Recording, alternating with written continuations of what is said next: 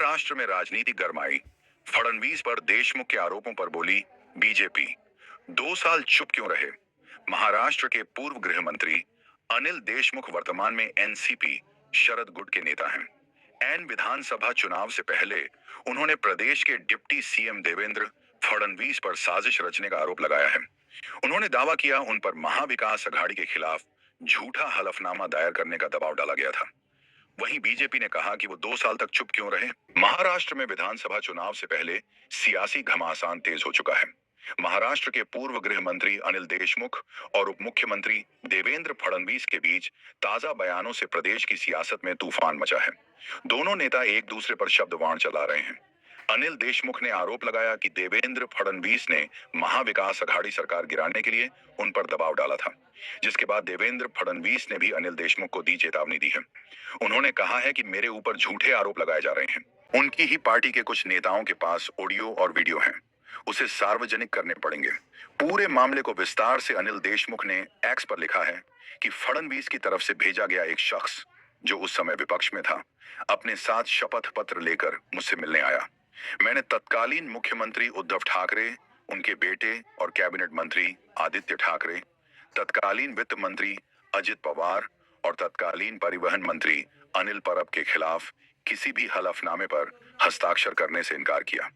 यही कारण है कि उन्होंने मेरे खिलाफ साजिश रची और मुझ पर सीबीआई, ईडी लगाकर मुझे जेल भेज दिया।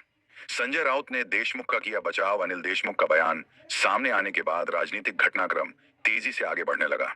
शिवसेना यूबीटी नेता संजय राउत ने हमला किया कि एक साजिश के तहत अनिल देशमुख को जेल भेजा गया। जेल भेजने से पहले उन पर दबाव बनाया गया, जो हम कहेंगे वो करो।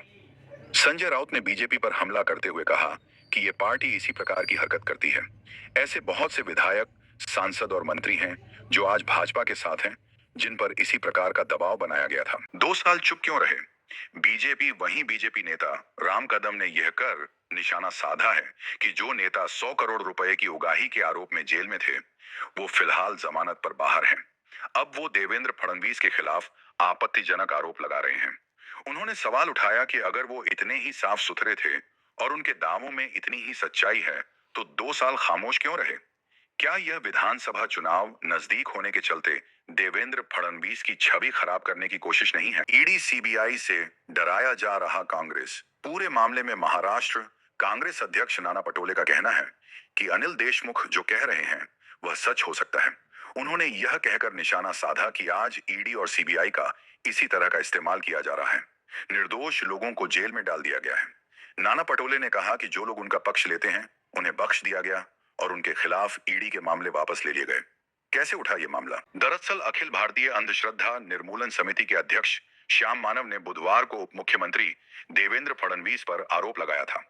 उन्होंने आरोप लगाया कि महाविकास अघाड़ी सरकार के दौरान देवेंद्र फडणवीस ने तत्कालीन गृह मंत्री अनिल देशमुख पर दिशा सालियान मामले में आदित्य ठाकरे को फंसाने वाली फाइल पर हस्ताक्षर करने के लिए दबाव बनाने की कोशिश की थी।